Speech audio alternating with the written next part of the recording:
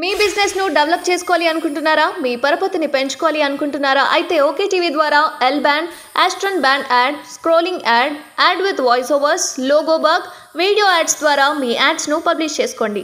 సంప్రదించవలసిన phone number 8520917933. అసలు తెలంగాణ ఎవరి వల్ల వచ్చింది? ఎవరు త్యాగం చేసింది?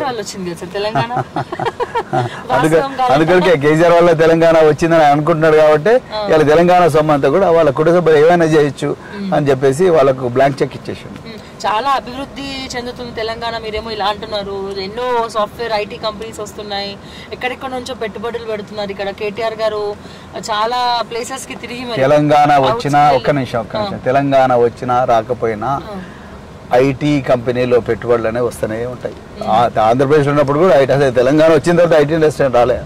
అసలు చంద్రబాబు నాయుడు 1995లో హైటెక్ సిటీ అనేది ఒక పెద్ద బిల్డింగ్ కట్టి అది పెట్టినప్పటి నుంచే మొదలైంది. చంద్రబాబు నాయుడు లేకపోయినా కూడా రాజశేఖర రెడ్డి గారు, రైతు సంక్షేమ ప్రభుత్వం రాజశేఖర రెడ్డి గారు ముందరికి వచ్చినా కూడా తెలంగాణ హైదరాబాద్ లో ఐటీ సంస్థల్లో పెట్టుబడులు వచ్చినాయి, అవునా కదా?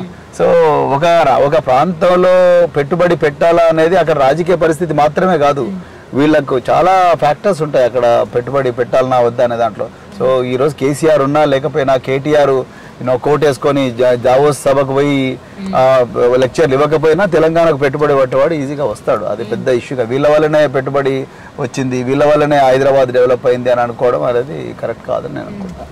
ఈ తెలంగాణ ప్రజలకు ఆయన వల్ల లాభం కన్నా నష్టం ఎక్కువ జరిగిందని అనుకుంటున్నాను. ఒక తరం కేసీఆర్ గారి విధానాల వల్ల, కేసీఆర్ అనే ఇండివిజువల్ వల్ల కాదు కానీ కేసీఆర్ అనే ఒక నాయకుడి విధానాల వల్ల, మొండితనం వల్ల, మొండిగా ఉండి నాకు ఒక్కడికే అంతా తెలుసు మీకు ఎవరికి ఏం తెలియదు అన్న భావన వల్ల ఒక తరం తెలంగాణలో అయిపోయింది. తర్వాత ఇప్పటికి ఈ డ్యామేజ్ నుంచి తెలంగాణ కోరుకోవాలంటే ఇంకొక 25-30 సంవత్సరాలు పడుతుంది. ఒకవైపు ఏమో ప్రవీణ్ కుమార్ మా పాలమూరు బిడ్డ, మరి మంచోడు, నా మిత్రుడు అని చెప్తున్నారు. మరోవైపు బీఆర్ఎస్ వైపు పోతే ఆయన ప్రజలకు సమాధానం చెప్పాలంటున్నారు.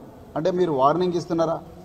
లేకపోతే మీరు గేట్లు తెరిస్తే మరి చాలామంది పిరికి పందలు, చాలామంది అసమర్థులు, చాలామంది స్వార్థపరులు, సో వాళ్ళందరూ కూడా ఆ గేట్ల గొర్రెల మంది ఎలాగ వస్తున్నారు. ఆ గొర్రెల మందిలో ప్రవీణ్ కుమార్ ఒకడు కాలేదు. ప్రవీణ్ కుమార్ నిజమైన నిస్వార్థంగా నిజమైన నికార్సైన నిజాయితీ కోసం పనిచేసే నాయకుడు కాబట్టి ఆ గొర్రెల మందిలో ఒకడు కాలేదని బాధపడుతూ మరి అక్కసుతో ఈ మాట అంటున్నారు రేవంత్ రెడ్డి గారు. మరి మీరే చెప్పాలి. సో నేను ఎప్పుడు కూడా ఆ గొర్రెల మంది ఉండదలుచుకోలేదు. చాలా మంది అన్నారు ఎంత ప్యాకేజ్ తీసుకున్నావు కేసీఆర్ దగ్గర అని అంటా ఉన్నారు సోషల్ మీడియాలో. ఎంత ప్యాకేజ్ తీసుకొని పోతున్నావు మిత్రులారా? నేను మళ్ళీ చెప్తున్నా, ప్యాకేజీ తీసుకుంటానైతే నేను అధికార పార్టీ దగ్గర రేవంత్ రెడ్డి దగ్గర ఆయన గేట్ల దగ్గర కూర్చొని మరి ఆ సీట్లలో కూర్చునేటోని, ప్యాకేజీల కోసం వచ్చినోని కాదు. ఒక అభివృద్ధి తెలంగాణను పునర్నిర్మాణం చేయడానికి ఒక యజ్ఞంలో భాగస్వామి కావడానికి వచ్చిన, అంతే తప్ప ప్యాకేజీల దృష్టితో ఇక్కడికి వచ్చినామని కాదు. అట్లని నాకు ఆస్తులన్నీ వచ్చినాయి, ఆ దొంగ ఆస్తులన్నీ మరి రక్షించుకుందామని చెప్పి భయంతో నేను పోయిన పిరికి పందను కాదు, స్వార్థపరుణ్ణి కాదు. నేను అన్నీ వదులుకొని, ఉద్యోగాన్ని వదులుకొని నేను రాజకీయ రంగంలోకి వచ్చిన. నేను పోలీసు ఉద్యోగులు నాకు పక్కకు పెట్టి కేసీఆర్ గారు ఇచ్చిన ఆపర్చునిటీతో నేను 10 సంవత్సరాలు గురుకుల పాఠశాలలో సెక్రటరీగా పనిచేసి 10 లక్షల మంది విద్యార్థులను ప్రయోజకులుగా చేసిన. నాకు పైసలు అవసరం లేదు, అలా ప్రజాసేవనే ముఖ్యం అని చెప్పి ఇక్కడికి